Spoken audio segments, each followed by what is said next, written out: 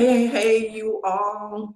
Thank you for jumping in today for our special Shifting Through Grief and Beyond Loss. If you all notice, yes, it says 6 a.m. I'm usually here, but I wanted to do a special edition this month for our National Grief Awareness for our children and our teens. And I have a feeling they didn't wake up at 6 o'clock this morning, so there's no need for me to wake up at 6 for them. So we're doing a nighttime special, a 6 p.m. special right now. So I wanted to jump in and talk to our young people and really talk to you as parents, as educators, those who are around young people as well, because we have been having a few little snippets over on the IG that's giving us a little 60 seconds of love every day. But I wanted to give you a little bit more so we can work through some of this grief that young people go through. And we know grief is not only death, we grieve a lot of things. But what it made me think about my own personal journey. If you all have never been with me here onto a Saturday workshop, first of all, the analogy is we're vehicles. We're vehicles. So when I'm talking about vehicles and when I'm talking about learning how to drive, it's like navigating through life. And so it made me think about some of the ways that I learned to begin how to drive. And for my first experience, I can remember I was really, really young, really little. My grandfather used to sit me up in his lap, let me put my hands on the wheel like I really knew how to drive. And I do the same thing with my granddaughter, and she really thinks she knows how to drive. But the key is what my grandfather was trying to teach me is there are things that are right at eye level when you're that little. It's the dashboard. It's not just learning how to steer in life. That's very important. So when parents, we're supposed to be teaching our kids how to steer and navigate. And so we would go down this dead end road where it was a lot less possibility for me to have to deal with other cars. So it was really learning how to deal with me, without having to deal with traffic and all of these other things that come into our life as we mature and we grow. So the key in life is teaching our kids how to navigate ourselves first, learning how to deal with ourselves, learning how to deal with our own emotions and our own feelings. And that is very important on the grief journey, that navigation part, steering the wheel. But then what is definitely necessary is understanding our own individual dashboards. We all got different buttons. We all got different lights and things that come on to give us warning signs. We're full at different levels. So when our tank is getting empty, my grandfather really wanted me to know that the car didn't run on air. He wanted me to understand that it ran on fuel. So teaching our kids that we have to feed our mental, spiritual, and physical bodies. What are we feeding ourselves so our fuel isn't empty and we're continuing to replenish that and we haven't got on E? How are you teaching them how to watch that gauge in their life on their dashboard? So that's a tricky thing because first of all, they learn through what they see, not what we just tell them. So they recognize how you respond to your dashboard in life. Because when I was sitting in my grandfather's lap, you got to remember, I didn't have control over the pedals. So that means I didn't have control over how fast we were going. I didn't have control over when we stopped. All I was doing is looking at the steering wheel and looking at the dashboard. So you are teaching your kids how to, at the speed they go, and when to stop, when to refuel, when to get energy, when to stop at these red flags. So our process of how we're doing it, and if we're not doing it really good. So that is key to the journey of dealing with our youth. They are definitely emulating us by what they see and what they don't see. So how are you driving on your grief journey? How are you responding to your dashboard? How are you teaching them about their dashboard before you even begin to teach them how to deal and relate to other people? How are you teaching them how to deal with their dashboard? And I say that with a beautiful 3-year-old granddaughter. I have to teach her, about why is she crying? I always ask that question. Why are you crying? What is the root of the issue? Because crying is good. Crying is powerful, but you need to understand the reason behind it. What the feeling is that's connected to that crime. And a lot of little kids, that crying is a little bit of manipulation, trying to get us to do some things as too. So that means you're teaching them your dashboard at the same time of how much control and manipulation they have over you with the tears and the whines and the cries. So be careful of what it is that you're teaching them, that their dashboard and their flags push your dashboard So on this navigation journey, and that was my first learning lesson. So I would probably say about maybe the 5 to 10 year old. My grandfather always let me ride in his lap and do this driving. Of course, then I got longer, my legs could actually reach the pedals, and dirt bikes. If you down here in the dirty, dirty South, dirt bikes are very popular, whether it's you have a big piece of land and you ride around on the dirt that's in your acreage, or if you go down further south and you ride through the woods. So dirt bikes became a big deal. You were on dirt bikes, whether it was two-wheelers or three-wheelers, but the thing is, you weren't navigating on the highways and the streets still with other cars.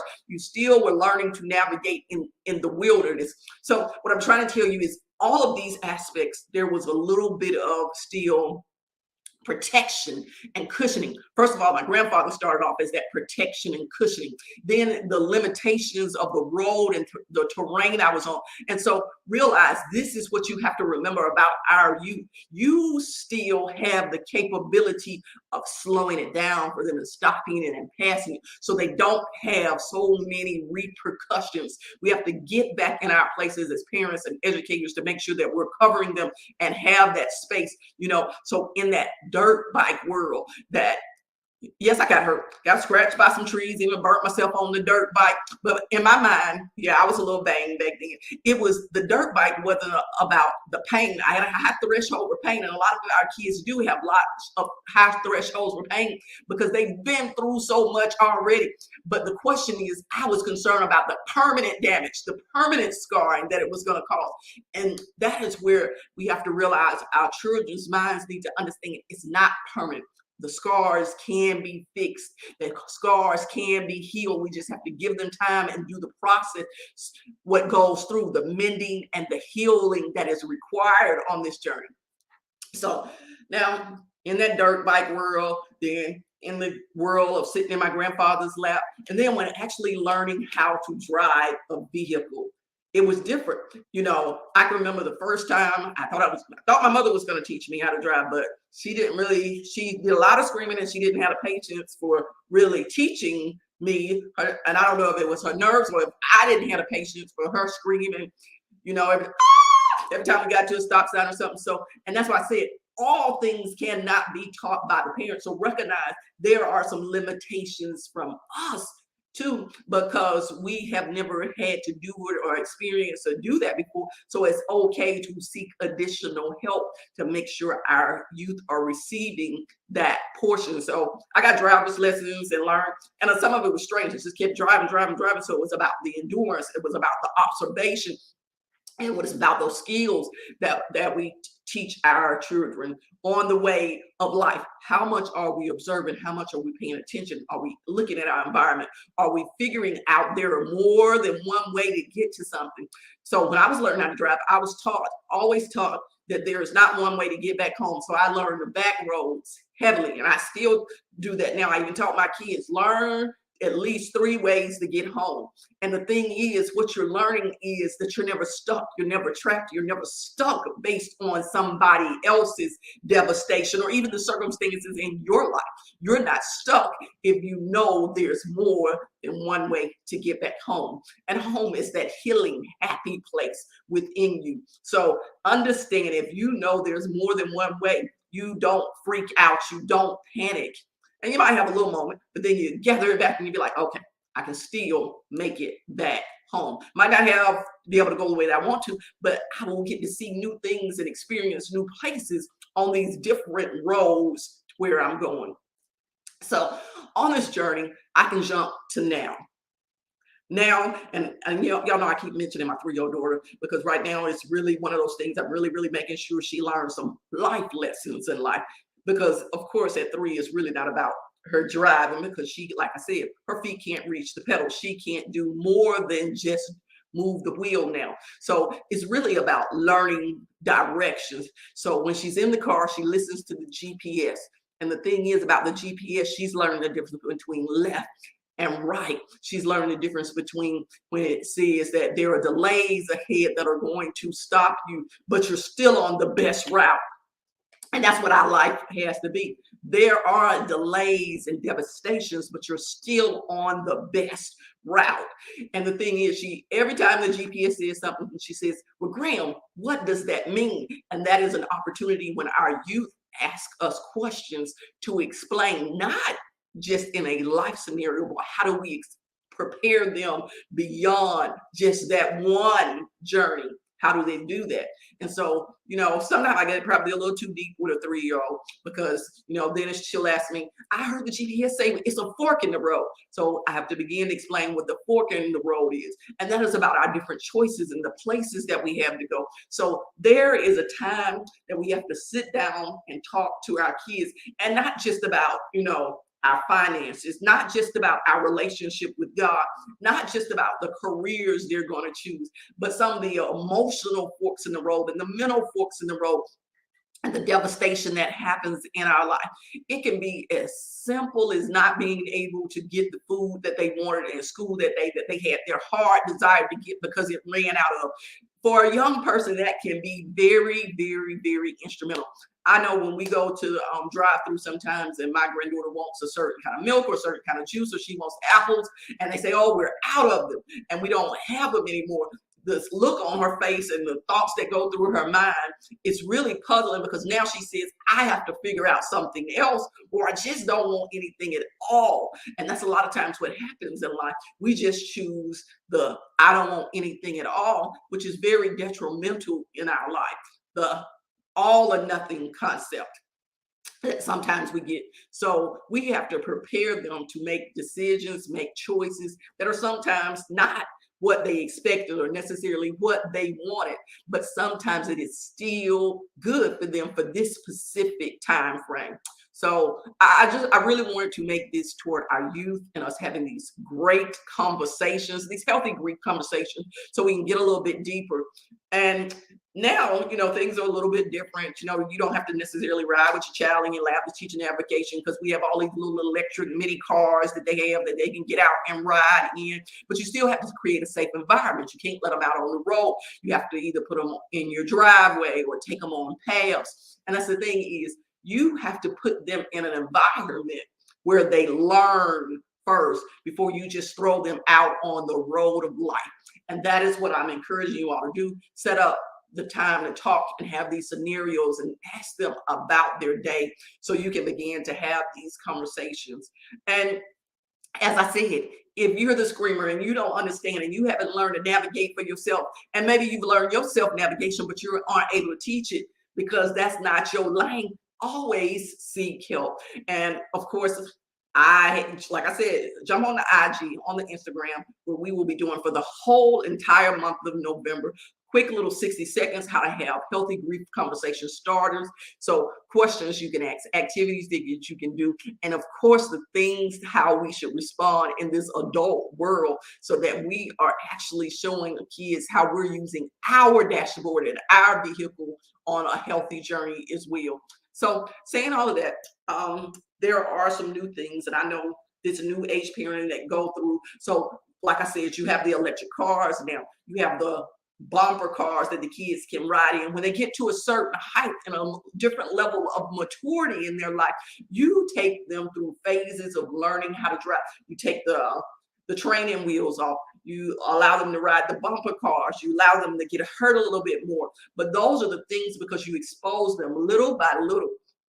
And so little by little, this world exposes sometimes our kids to more than they need. So at that point, we got to expose them a little by little to more emotional and mental support on this journey so that they're able to actually get the wisdom, the knowledge from the books that they need so that they're able to actually function in life a little bit better. So I would love for you all to actually comment, ask questions, navigate with me. So if you all see this in the live or if you see it in the replay and you want to talk to me, but definitely share it amongst your community.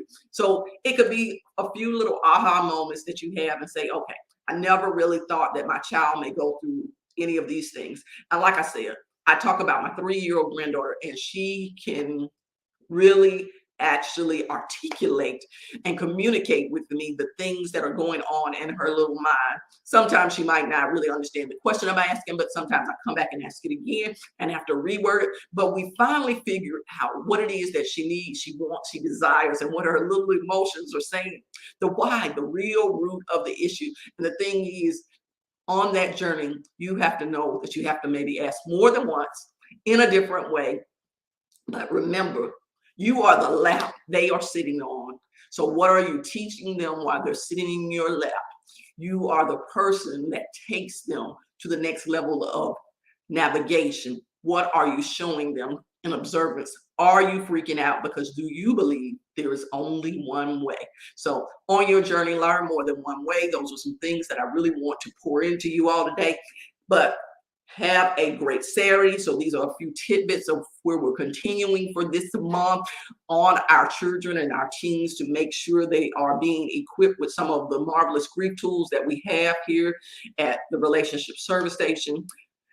Please encourage your educators to get some of this material, because I will be jumping out from December through next year, December through May, for this last section of school to really pour into the districts. So wherever you are, I can meet you there and equip these kids to empower them and to actually give them strategies so that they can thrive beyond loss.